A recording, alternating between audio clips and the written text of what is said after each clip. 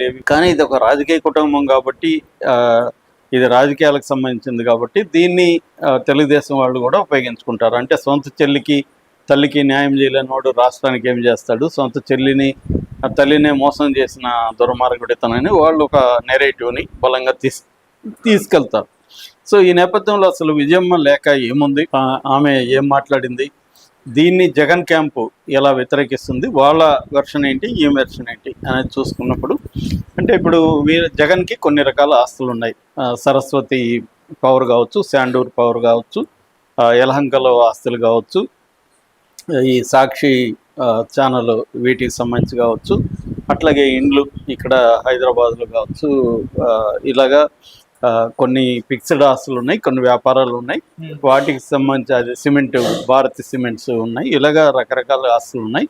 ఈ ఆస్తులు అన్నిటిలో కూడా ఈక్వల్ వాటా నలుగురు పిల్లలకి ఈక్వల్గా ఉండాలనేది 2009 ముందు వైఎస్ఆర్ బతుకున్నప్పుడే చెప్పాడు. కానీ జగన్ అవి చేయట్లేదు. జగన్ ఆస్తుల్ని కొట్టేశాడు, ఈమెకి ఈక్వల్గా ఇవ్వట్లేదు.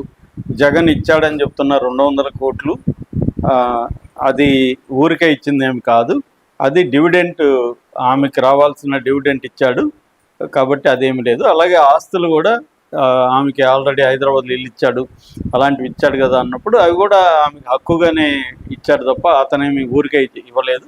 మిగతా ఎంఓయూ రాశాడు ఇస్తానని, ఇప్పుడు ఆ ఎంఓయూ కూడా క్యాన్సిల్ చేసేసి నేను ఇవ్వనంటున్నాడు. ఖచ్చితంగా ఇది మోసమే, చెల్లెలకి అన్యాయం చేశాడు. వైఎస్ఆర్ మొత్తం ఆస్తుల నలుగురు పిల్లలకి, ఎందుకంటే షర్మిలకి ఒక కూతురు ఉన్నారు, జగన్కి 2 కూతురు ఉన్నారు, నలుగురు పిల్లలకి ఈక్వల్గా ఆస్తులు అనేది ఆయన చెప్తే దాన్ని జగన్ ఫాలో కావట్లేదు. జగన్ మోసం చేశాడు, చెల్లెలకి అన్యాయం చేశాడు. ఇది జగన్కు దేవుడికి తప్ప ఇంకెవరికి తెలియదు. కాబట్టి ఎప్పుడైనా జగన్ మనసు మారి ఇది చేయాలని నేను కోరుకుంటున్నాను. ఇది అసలు విషయం. దీన్ని మీరు దుష్ప్రచారం చేసి ఏదో చెప్పకండి అనేది ఆమె అప్పీల్ చేస్తూ రాశారు. అయితే మామూలుగా నేనైతే ఎప్పుడు చూడలేదు, పబ్లిక్గా మన ప్రెస్ నోట్ రిలీజ్ చేసినప్పుడు నోటరీ ఎందుకు చేస్తారు నాకే విచిత్రంగా ఉంది. ఏమన్నా అడిగినా కూడా అది ఆమె అంటే మళ్ళీ ఏదైనా కేసులు పెట్టడానికి నోటరీ అంటే అఫిషియల్గా చేసినట్టుగా ఉంది సార్ అని చెప్పారు. మామూలుగా లెటర్ రిలీజ్ చేస్తారు తన అభిప్రాయం చెప్పడానికి. ఆమె నోటరీ చేసి స్టాంప్ పేపర్ మీద చేసి లెటర్ నిన్న 2-3 సార్లు డౌట్ వచ్చింది, ఇదేంటి ఇది కోర్టులో సబ్మిట్ చేసిందా లేకపోతే ప్రెస్సా, కానీ ప్రెస్గానే ఉంది, మరి ప్రెస్కుంటే నోటరీ ఎందుకు చేసింది అనేది అందరికీ ఆశ్చర్యం అన్నమాట. కొంతమందిని అడిగితే వాళ్ళు కూడా ఆశ్చర్యపోయారు, అడ్వకేట్స్ కూడా. మరి ఆమె పద్ధతి అది అలాగా ఇచ్చింది. అయితే ఇది కొత్తది కాదు, గతంలో కూడా వీళ్ళిద్దరి మధ్య కోర్టులో కేసులు వచ్చినప్పుడు ఈమె ఒక లెటర్ రాయడం, జగన్ ఒక లెటర్ రాయడం, ఎవరు ముందు షర్మిల రాసింది ఐటీడీపీ తెలుగుదేశం హ్యాండిల్స్లో ఫస్ట్ బయటకు వచ్చింది ఆ లెటరు. సో తెలుగుదేశం కుమ్మక్కై పెట్టారు, కుమ్మక్క అవుతారు. ఇప్పుడు ఈమె రాసిన లెటర్ కూడా కాంగ్రెస్ బయటికి తీసుకురాలేదా, కవిత వాళ్ళ నాన్నకి రాసిన లెటర్. అంటే ప్రత్యర్థులు ఉపయోగపడుతుందంటే ఉపయోగించుకుంటారు.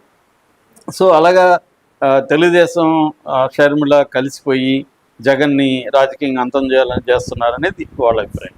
సో ఇక్కడ వీళ్ళ వెర్షన్ ఏంటంటే జగన్ ఆల్రెడీ ఆస్తులు పంచినాక జగన్ తన ఆస్తులు డెవలప్ చేసుకున్నాడు కష్టపడి. జగన్ కానీ భారతిరెడ్డి కానీ దాన్ని ఆస్తుల్ని డెవలప్ చేసుకున్నారు, కష్టపడి వర్క్ చేశారు.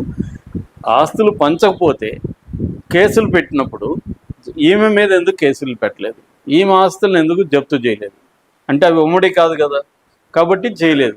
సో ఆల్రెడీ క్లియర్గా ఇది జగన్ ఆస్తులు కాబట్టి ఈడీ కానీ సిబిఐ కానీ జగన్నే అరెస్ట్ చేశారు, జగన్నే జైలుకి పెట్టారు, జగన్ ఆస్తులే జప్తు చేశారు. అవి ఉమ్మడి అయింటే ఈమె పేరు కూడా ఉండాలి కదా, కాబట్టి ఉమ్మడి కాదు అనేది జగన్ వైపు సమాధానం. రెండవది 200 కోట్లు అన్న నుంచి అప్పుగా తీసుకున్నానని ఈమె ఎలక్షన్ అఫిడవిట్లో పెట్టింది. మరి డివిడెంట్ అయితే ఎలక్షన్ అఫిడవిట్లో నాకు డివిడెంట్గా 200 కోట్లు వచ్చిందని ఎందుకు పెట్టలేదు, జగన్ నుంచి అప్పు అని ఎందుకు పెట్టింది, అది అప్పు కాదని మళ్ళీ జగన్ కూడా చెప్పాడు. దాని మీద ఏమేమి సమాధానం లేదు. మరి అప్పు అయితే జగన్ నువ్వేంది నాకు అప్పు ఇచ్చేది, ఇది నా వాట అని కదా అనాలి ఈమె. మరి అప్పు అని ఎందుకు రాసింది అనేది ఇది. అంటే క్లియర్గా ఏంటంటే వైఎస్ఆర్ ఎటువంటి రిటర్న్గా ఏమి ఇవ్వలేదు. చెప్పుండొచ్చు లేదా మనకు తెలియదు అవి, ఎందుకంటే ఆమె చెప్తుంది కదా జగన్కి దేవుడికి తప్ప ఎవరికి తెలియదు. మరి జగన్కి దేవుడికి తప్ప తెలియనప్పుడు మనం ఎలాగ దాన్ని జడ్జి చేస్తాం, మనం జడ్జి చేయలేం. సో మన ఫ్యాక్ట్ ఏందో మనకు తెలీదు. సో ఈమె వెర్షన్ జగన్ వెర్షన్ ఈ రెండే ఉన్నాయి. ఈ రెండిట్లో ఏ వెర్షన్ కరెక్ట్ అనేది బయట ఉండి జడ్జి చేయడం అనేది ఎవరికి సాధ్యం కాని విషయం. అది వాళ్ళు తెలుసుకోవాలి. అయితే లీగల్ పొజిషన్కి వచ్చేసరికి మనకు అర్థమైంది ఏమంటే, లీగల్గా షర్మిలాకి ఆస్తులు ఎటువంటి వాటా రాదు, లీగల్గా రాదు. కాబట్టే పొలిటికల్గా ఆమె ప్రెజర్ చేయాలి జగన్ అనేది ప్లానింగ్ కనబడుతుంది. దీంట్లో ఈమె కూడా జగన్ అయితే సెటిల్ అయ్యాడు, ఈమె వైపే ఉండాలి అనేది కూతురు వైపు ఉన్నట్టుగా చెప్తున్నారు. కూతురు కూడా వాళ్ళు చెప్పేది ఏంటంటే విజయమ్మని బ్లాక్మెయిల్ చేసి తన వైపు పెట్టుకునింది అంటున్నారు. ఏదేమైనా ఓవరాల్గా పొలిటికల్గా ఈ విషయంలో జగన్ ఫెయిల్ అయినట్టుగా క్లియర్గా తెలుస్తుంది.